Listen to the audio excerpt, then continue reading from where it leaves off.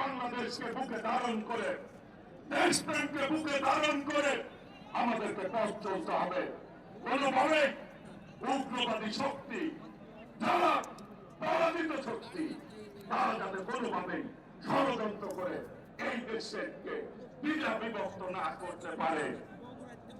দেশনায়ক তারেক রহমান আগামী দিনে একটি কথা বলেছে, ভোট দিব ধানের শীষে, দেশ গর্ব মিলে মিশে, ভোট দিব ধানের শীষে, দেশ গর্ব মিলে মিশে, ভোট দিব ধানের শীষে, দেশ গর্ব মিলে মিশে।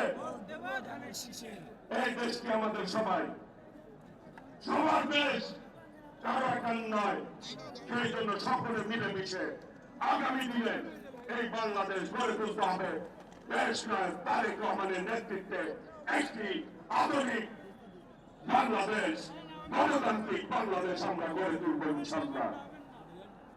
সেই প্রত্যাশাতে আগামী দিনে সকল ভেদাভেদ ভুলে গিয়ে ঐক্যবদ্ধভাবে আমাদেরকে মাঠে থাকতে হবে, যাতে করে কোন অপশক্তি এই নির্বাচন নিয়ে ষড়যন্ত্র করতে না পারে, এই গণতন্ত্রকে যারা ধ্বংস না করতে পারে, সেই ব্যাপারে সজাগ থেকে আগামী দিনে পথ চলতে হবে।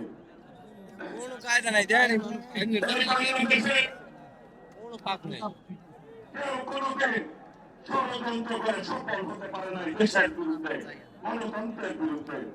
বিদায় কিন্তু তাদের নিতেই হয়েছে। সেই জন্য আমি অনুরোধ করবো, আপনারা ঐক্যবদ্ধ থাকলে এমন কোন শক্তি নাই যে বিএনপিকে পরাজিত করে এই দেশের মাটিতে। আমাদেরকে ঐক্যবদ্ধ থেকে পথ চলতে হবে। ভাইরা, পানি এই কাপে ঢেলে ঢিল দিয়ে দেয়, কারো গায়ে লাগলে হাতে ব্যথা পেতে পারে। এই কাজটি করবেন না। একজনের হাতে দিবেন, সে পাশের জনকে শুধু পাস করে দিবে, তার প্রয়োজন। পানির বোতল ঢেল দিয়ে কাউকে দিবেন না, দয়া করে। এতে করে অশোভন দেখা যাচ্ছে এবং কেউ আহত হতে পারে, সেটি করা ঠিক হবে না।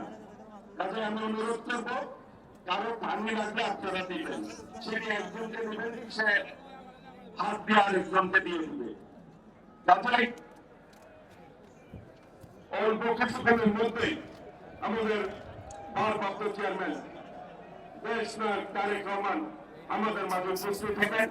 আপনারা দয়া করে যার যার জায়গায়, দেখেন অনেক লোক অসুস্থ হয়ে যাচ্ছে, যখন